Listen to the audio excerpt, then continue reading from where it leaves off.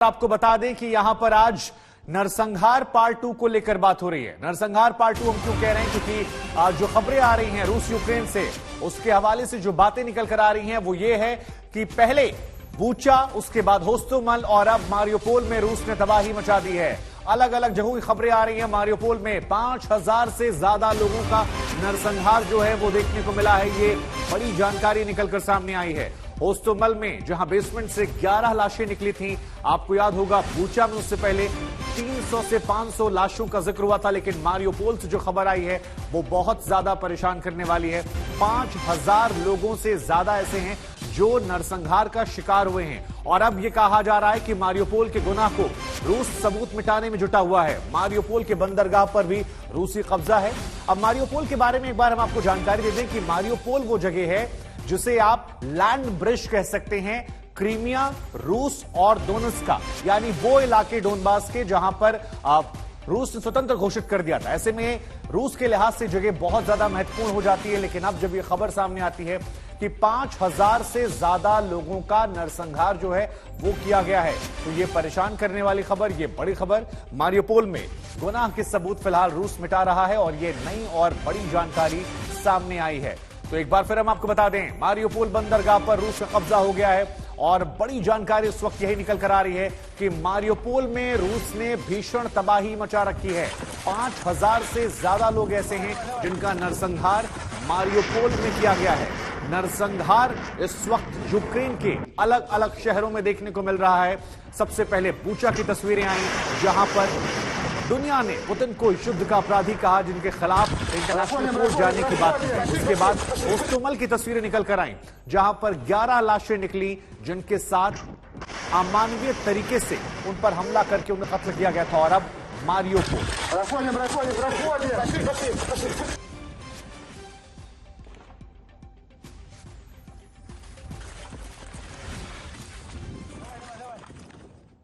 तो ये तमाम तस्वीरें हमने आपको दिखाई। मारियोपोल का जिक्र हुआ है। हमारे संवाददाता गौरव सावंत लगातार रिपोर्टिंग कर रहे हैं पहले दिन से। गौरव, लैंड ब्रिज कहते हैं मारियोपोल को, बहुत इंपॉर्टेंस रखती है ये जगह दोनों देशों के लिहाज से, लेकिन अब जो खबर आ रही है वो ये कि 5000 लोगों का कत्लेआम हुआ है, नरसंहार हुआ है, निशान मिटाए जा रहे हैं नरसंहार के।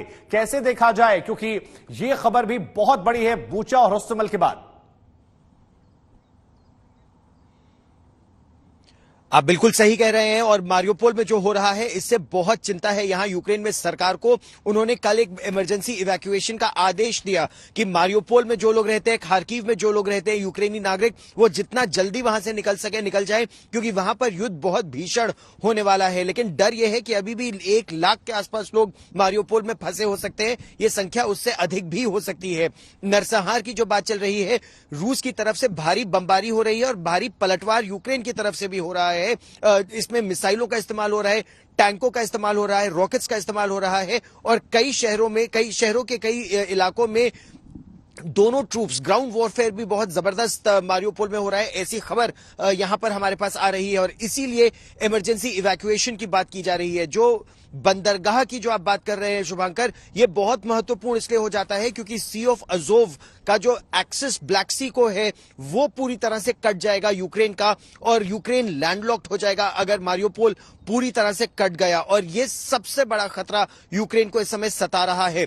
उनकी कोशिश पुरजोर यही थी और इसीलिए कुछ पश्चिमी देशों से जो जमीन से समुद्र में मार करने वाली मिसाइलें थी उसका इस्तेमाल करके यूक्रेन की सेना के एक अधिकारी ने दावा किया कि उन्होंने रूस का एक फ्रिगेट डुबा दिया था परसों। ये ऐसा उन्होंने दावा किया था। उन्होंने ये भी कहा कि वो लगातार पलटवार कर रहे हैं, लेकिन संख्या यूक्रेन के सिपाहियों की उस क्षेत्र में बहुत कम है और इसीलिए अब यह कहा जा रहा है कि मारियोपोल के बंदरगाह पर रूस का कब्जा हो गया है।